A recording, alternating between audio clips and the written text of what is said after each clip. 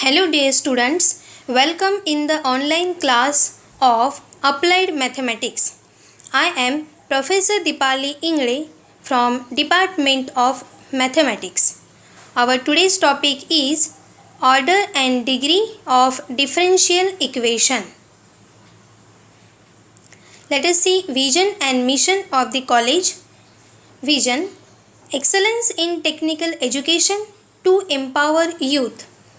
Now mission: impart quality technical education to prepare students with excellent technical skills, develop competent and employable diploma engineers and responsible citizen, strengthen industry institute interaction.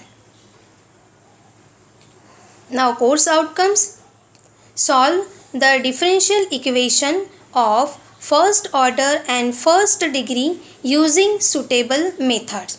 ये पूरा chapter पढ़ने के बाद आप various methods का use करते हुए first order and first degree differential equation solve कर सकते हो।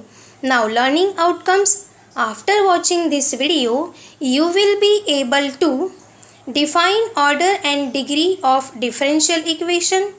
ऑर्डर एंड डिग्री की डेफिनेशन आप बता सकते हो। Write differential equation free from radicals and fraction and square root से आप डिफरेंशियल इक्वेशन को फ्री कर सकते हो। And find order and degree of given differential equation. And radical से फ्री होने के बाद आप डिफरेंशियल इक्वेशन का ऑर्डर एंड डिग्री भी फाइंड कर सकते हो। Let us start our today's class on examples on order and degree of given differential equation. So, आज फिर से हम order and degree के examples देखने वाले हैं। So, previous videos में भी हमने order and degree के ही example देखे, तो आज फिर से हम वो क्यों देख रहे हैं? क्योंकि dear student, हम जो examples देख रहे हैं उसमें थोड़ा थोड़ा change है। तो क्वेश्चन पेपर में कौन सा क्वेश्चन आता है ये हमें पता नहीं है, लेकिन जितने भी अलग अलग टाइप है उसकी हमारी रिवीजन होनी चाहिए, ताकि कोई भी क्वेश्चन अगर पेपर में आ जाए तो हम वो सॉल्व कर सकें। तो इसीलिए आज फिर से हम एक एग्जांपल सॉल्व करने वाले हैं जिसमें थोड़ा सा चेंज है, लेकिन फाइंड क्या करना है? Order and degree. Order and degree यानी वही हाईएस्ट ऑर्डर डेरिवेटिव हमें ढूंढना है एंड वहाँ से ऑर्डर एंड डिग्री फाइंड करनी है। सबसे पहले हम लिखते हैं given differential equation is. Given differential equation is, ये इक्वेशन यहाँ पे मैं लिख रही हूँ, ध्यान से देखिए। अब स्टूडेंट यहाँ पे लिखते वक्त गलती हो सकती है। ये जो 3 है ये बाहर नहीं है, ये अंदर है, ये रूट के अंदर है, इसीलिए इसे क्या पढ़ते हैं? Cube root. अगर यहाँ ये नहीं होता तो इसे हम स्क्वायर रूट पढ़ते हैं, ठीक है। So cube root of d2y by dx square equals to यहाँ square root of dy by dx। Yes, चलिए लिख लिया। अब देखते हैं कि इसमें स्क्वायर रूट है, फ्रैक्शन है या नहीं है, ठीक है। उसके बाद में हम सॉल्व कर सकते हैं इक्वेशन को। तो यहाँ तो क्यूब रूट है, मतलब यहाँ हमें ये हटाना पड़ेगा। अगर हम यहाँ पे ये क्यूब रूट का मतलब क्या होता है? पावर 1/3, तो 3 लगाना पड़ेगा। यस, मतलब क्यूबिंग बोथ साइड। चलिए राइट हैंड साइड में देखते हैं। अरे यहाँ तो स्क्वायर रूट है तो स्क्वायरिंग करना पड़ेगा। तो अब आप सोच में पड़ गए होंगे कि ऑपरेशन तो एक ही करना है दोनों ही साइड में, या तो क्यूबिंग कर सकते हैं या फिर स्क्वायरिंग कर सकते हैं, क्यूबिंग या फिर स्क्वायरिंग कर सकते हैं। तो क्या करेंगे?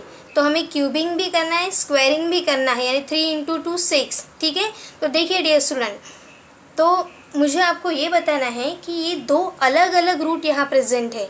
यहाँ है क्यूब रूट, यहाँ है स्क्वायर रूट, यहाँ है क्यूब रूट, यहाँ है स्क्वायर रूट। दोनों में से कोई एक अगर होता, मतलब अगर ये ओनली क्यूब रूट होता, यहाँ ये अंडर रूट नहीं होता, तो हम क्यूबिंग बोथ साइड करते। अगर ये क्यूब रूट नहीं होता एंड ओनली स्क्वायर रूट होता तो हम स्क्वायरिंग बोथ साइड करते। लेकिन अगर ऐसी टर्म आ गई जिसमें अलग अलग रूट प्रेजेंट है तो हम क्या करें, तो हमें क्या करना पड़ता है, एलसीएम निकालना है। पावर्स का जो डिनोमिनेटर होता है उसका हम एलसीएम निकालेंगे। तो धीरे धीरे मैं आपको यहाँ पे स्टेप बता रही हूँ स्टूडेंट, वो आपको केयरफुली देखना है, डायरेक्ट स्टेप नहीं करनी है, ठीक है। तो सबसे पहले ये क्यूब रूट को हम ब्रेक करते हैं, इसे और किस तरीके से लिख सकते हैं, तो ये जो अंदर की टर्म है यानी कि d2y बाय dx², यानी सेकेंड ऑर्डर डेरिवेटिव है, ठीक है। तो क्यूब रूट का मतलब होता है टू द पावर 1/3। देखिए स्टूडेंट, क्यूब रूट का मतलब क्या होता है, ये जो अंदर की टर्म है इसका पावर 1/3 है। अब इक्वल का साइन देते हैं। चलिए ये बताइए आप, ये क्या होगा, ये स्क्वायर रूट है। तो स्क्वायर रूट का मतलब होता है जो अंदर की टर्म है उसका पावर 1/2, यानी कौन है अंदर, dy/dx टू द पावर 1/2। मतलब ये हमने कैसे लिखा है, इसी टर्म को इस फॉर्म में लिख सकते हैं। क्यूब रूट का मतलब 1/3, स्क्वायर रूट का मतलब 1/2। अच्छा, अगर यहाँ 4 होता तो क्या करते हैं, तो यहाँ 1/4 आता। यहाँ फिफ्थ रूट होता तो यहाँ पे क्या लिखते, 1/5। अगर यहाँ 6 होता 1/6, सेवन्थ रूट 1/7। चलिए, तो आई होप आपको ये समझ में आ गया होगा ये कैसे लिखते हैं। चलिए, तो यहाँ 1/3 है, यहाँ 1/2 है, मतलब यहाँ 3 लगाना पड़ेगा एंड यहाँ पे 2 लगाना पड़ेगा। लेकिन हमें पता है जो भी ऑपरेशन हम एक साइड में करते हैं वही सेम ऑपरेशन हमें दूसरे साइड में करना पड़ता है। ओके, तो इस वक्त हम क्या करेंगे, ये जो दोनों पावर आपको नज़र आ रहे हैं उसका डिनोमिनेटर का हम एलसीएम निकालेंगे एंड वो दोनों साइड में हम पावर में लगाएंगे। यानी कि यहाँ पे क्या करना पड़ेगा हमें, LCM of denominators of powers 1/3 and 1/2। So LCM of denominator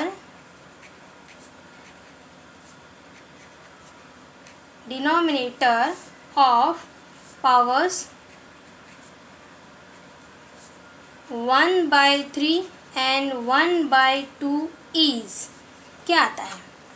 so dear student, ध्यान से देखिए यहाँ पे मैंने क्या लिखा हुआ उसका मतलब समझिए।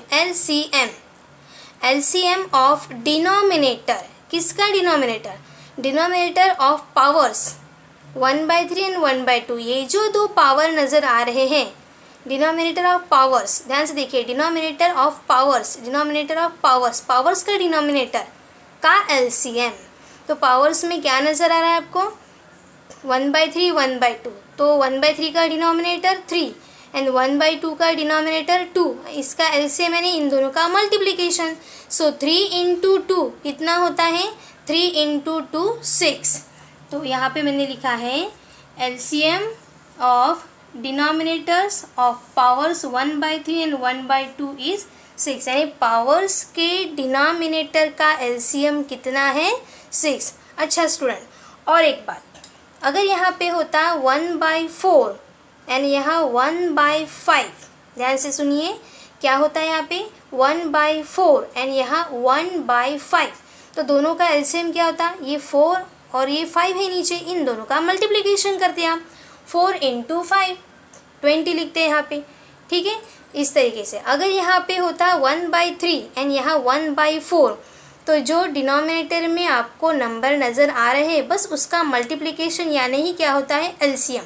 तो अगर यहाँ 3 होता है एंड यहाँ पे 4, तो क्या लिखते हैं आप, 3 × 4 12, इस तरीके से। क्योंकि आपको जो होमवर्क या असाइनमेंट हम दे रहे हैं उसमें तो ऐसे हमने वैल्यू चेंज करके ही दी है। ओके, तो ये आपको ध्यान देना है, ये जो पावर्स है उसके नीचे जो दो नंबर आपको नज़र आ रहे हैं उनका मल्टीप्लिकेशन यहाँ पे लिखना है। तो LCM of denominators of powers is 6। तो जो एलसीएम आता है वो हमें दोनों साइड में क्या लगाना पड़ता है, पावर। सो टेकिंग, कौन सा पावर है ये, 6। तो जैसे स्क्वायरिंग होता है, क्यूबिंग होता है, वैसे सिक्सथिंग नहीं होता है, क्या कहते हैं उसे, taking 6th power on both side. Okay, तो यहाँ पे हम लिखेंगे टेकिंग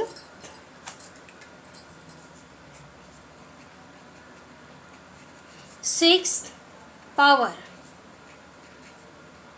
ऑन बोथ साइड। दोनों साइड में हम कितना पावर लगाएंगे उसका 6th पावर। डियर स्टूडेंट, मैं और एक बार आपको रिपीट करके बता रही हूँ, 6th पावर ही क्यों आप लगा रहे हो, क्योंकि दोनों का एलसीएम कितना आया है 6। अगर यहाँ 3 और 4 होता तो 3 × 4 कितना होता 12। तो यहाँ पे कहते हैं taking 12th power on both side. यहाँ 4 होता 5 होता, तो जो भी इन दोनों का मल्टीप्लिकेशन आएगा 20 25, उतना पावर हमें दोनों साइड में लगाना है। तो अब हम 6 पावर लगाएंगे। तो आपको यहाँ पे ध्यान से देखना है 6 पावर हम कैसे लगाते हैं। So taking 6th power on both side, तो ये इक्वेशन में हमें 6th पावर लगाना है। चलिए, तो लेफ्ट हैंड साइड में जो टर्म है एज इट इज़ लिखेंगे, उसका पावर 6। राइट हैंड साइड में जो टर्म है एज इट इज़ लिखेंगे, उसका पावर 6। चलिए, लेफ्ट हैंड साइड में क्या नज़र आ रहा है हमें, d2y बाय dx² का पावर 1/3, ये हमें नज़र आ रहा है। उसका कितना पावर लगाना है हमें 6th पावर, तो यहाँ पे लगा दिया 6।